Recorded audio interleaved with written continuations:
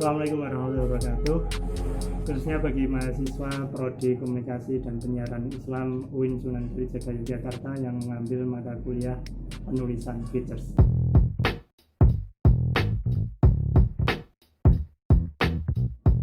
Hari ini merupakan pertemuan ketiga dari mata kuliah penulisan features. Jika kemarin sudah disampaikan pengantar, kemudian bagaimana membedakan antara features dengan strike news, hari ini kita akan membahas 3 hal: gaya bahasa penulisan features, jenis-jenis features, dan tahapan menulis features.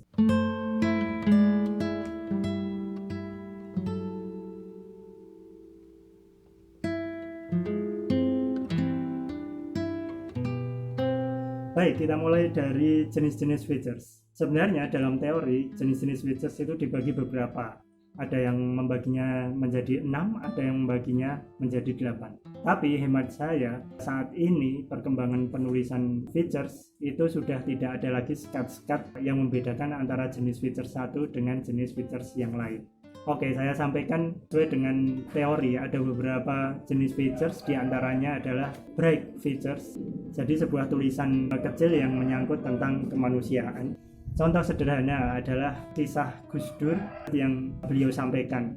Misalnya dalam perjalanan ke luar negeri menggunakan pesawat, Gus Dur melihat seorang rombongan ibu-ibu, kemudian ditanya oleh pramugarinya dengan bahasa Inggris tentang apakah ibu-ibu itu menghendaki salad. Artinya pramugari itu menawarkan makanan pada ibu tersebut. Kemudian rombongan ibu-ibu itu yang kebetulan tidak bisa bahasa Inggris menyampaikan jawaban yang cukup mencengangkan, yaitu, "Ya jelas, saya seorang muslim, saya salat 5 waktu dalam sehari." Ada juga tulisan salah satu romo yang mencari tukang pangkas rambut. Kisahnya adalah beliau rambutnya sudah panjang, kemudian beliau bertanya pada salah satu jemaatnya di mana tukang pangkas rambut yang tidak Katolik. Kenapa beliau bertanya demikian? Karena beliau yakin 100% jika pemangkasnya adalah Katolik, maka akan mengenali dirinya dan kemudian tidak mau dibayar. Dan romo tersebut diberi petunjuk bahwa di dekat gereja kurang lebih 300 meter itu ada tukang pangkas rambut. Kemudian romo itu datang, ternyata yang melayani adalah ladyboy. Romo nggak berkenan, akhirnya romo tersebut cari tukang pangkas rambut sendiri yang lebih jauh dari gereja tempatnya, dan kemudian menemukan sebuah salon tidak Katolik. Pangkas rambut pertama sukses, kemudian pangkas bulan berikutnya di situ lagi, kemudian barulah di pangkas rambut bulan ketiga baru yang punya itu keluar dan menyapanya dengan "Selamat datang Romo." Dalam hatinya Romo itu menyebut, dari mana dia tahu saya Romo. Kemudian yang punya salon itu bilang jika pada hari Minggu kemarin dia ke gereja duduk di paling depan, biasanya dia duduk di paling belakang.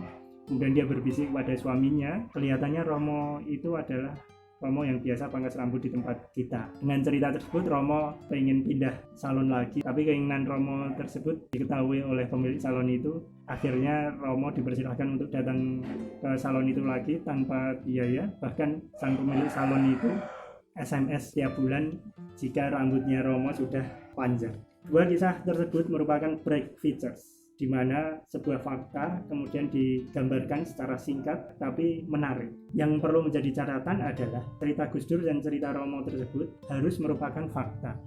Jika itu hanya khayalan, maka tidak bisa disebut features. Tidak harus orang-orang terkenal seperti itu. Misalnya kita mengalami sendiri tentang kejadian-kejadian lucu, kemudian dikisahkan dan menarik, itu merupakan break features. Beberapa ahli jurnalistik mengatakan diare sendiri itu tidak dapat dimasukkan sebagai karya jurnalistik, tapi di beberapa koran itu memberi ruang untuk menceritakan pengalaman pribadinya dengan memberi nama lain. Artinya misalnya di Solo Post dulu ada John Koplo dan Lady Cempluk sebagai representasi dari nama penulis dan teman-temannya penulis seperti itu. Itu yang pertama, break features.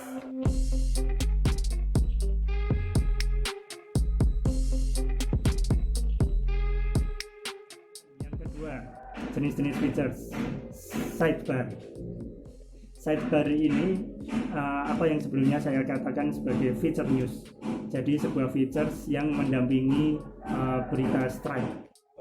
Jadi ada kejadian misalnya banjir di Jakarta, kemudian seorang wartawan ambil sisi lain, misalnya penyelamatan seorang bayi yang terisolir, misalnya seperti itu sidebar. Jenis fitur yang ketiga yakni profil, atau dapat dikatakan sebagai sketsa pribadi.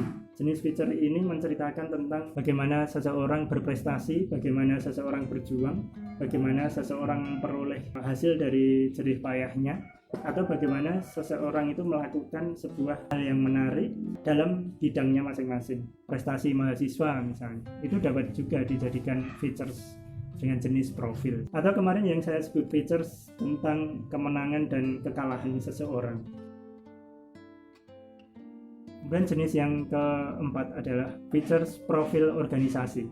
Hal ini dapat ditulis jika organisasi tersebut menginspirasi, menarik. Misalnya ada organisasi yang bergerak khusus di bidang penanganan anak yang terkena HIV/AIDS, atau ada ADHA, atau organisasi yang khusus mendampingi pekerja seks komersial. Hal-hal yang unik, hal-hal yang menarik, hal-hal yang tidak lazim seperti itu bisa dijadikan features. Kemudian jenis features kelima adalah features sejarah. Sejarah nama desa misalnya. Desa Wates. Kenapa dikatakan desa Wates? Tentu ada sejarahnya. Maka itu dapat dijadikan sebagai features. Menurut saya 5 jenis features ini sudah cukup mewakili dari teori-teori yang beredar pada dunia jurnalistik. Namun ada satu features ini saya rangkum, yaitu jenis ke-6, yakni features trend.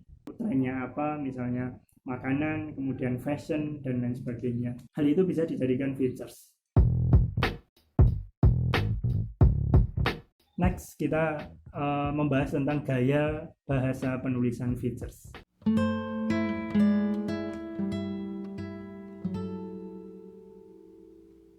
Sebagaimana yang disampaikan pada awal pertemuan oleh Pak Dr. Hamdan Daulay, gaya bahasa penulisan features itu adalah gaya bahasa sastrawi. Jadi disampaikan secara ringan, unik, dengan bahasa istilah saya itu mendayu-dayu, tidak kaku, tidak strike. Nah, sebagian besar penulisan features itu menggunakan majas. 6 majas yang ada itu digunakan semua dalam penulisan features. Misalnya, 1. Perumpamaan. Misalnya kita melihat suasana desa yang tumbuh bunga-bunga warna-warni di sekitar jalan. Kita disuguhi taman bunga yang indah. Penggunaan taman bunga ini itu sebagai bentuk perumpamaan bahwa di tempat tersebut banyak bunga-bunga. Gaya bahasa kedua, metafor. Misalnya metafor dari seorang perempuan yang dijadikan pasangan sebagai tulang rusuk. Puluhan tahun Asep hidup sendirian di tengah hutan. Namun kini dia sudah memiliki tulang rusuk yang menemaninya setiap saat. Itu metafor yang dapat digunakan dalam penulisan features. Yang ketiga adalah personifikasi. Misalnya, ketika kita menyusuri sebuah jalan, kemudian banyak pohon tinggi. Menuju Jogja, kita disuguhi pohon yang berdiri rapi. Yang keempat adalah menggunakan antitesis. Antitesis ini adalah sebenarnya perlawanan. Jadi pertentangan dari sebuah peristiwa. Yang kelima adalah hiperbola atau melebih-lebihkan. Matahari bersinar membakar kulit. Kemudian yang keenam adalah paradok. Paradok ini misalnya, meski di tempat ramai dia masih merasa sepi.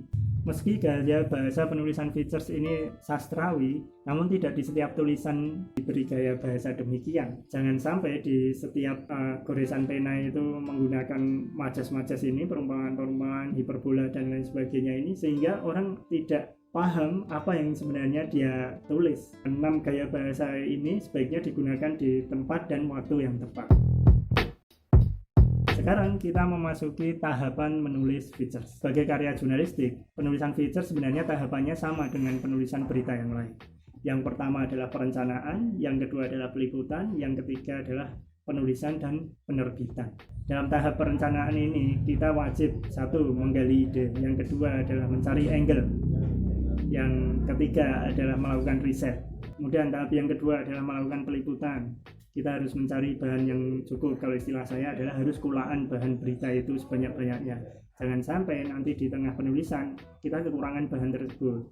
Kita mending kelebihan bahan berita daripada kita kekurangan. Kemudian tahap yang ketiga adalah menulis dan mempublikasikan atau menerbitkan. 3 tahap sederhana ini nanti kita bahas dalam pertemuan selanjutnya. Yang perlu digarisbawahi adalah karya features ini harus karya orisinal. Lagi-lagi kita harus meliput sendiri, membuat ide sendiri, membuat gagasan sendiri, wawancara sendiri, ke lapangan sendiri. Jadi tidak boleh asal copy paste dari tulisan orang lain. Itu yang pertama, original.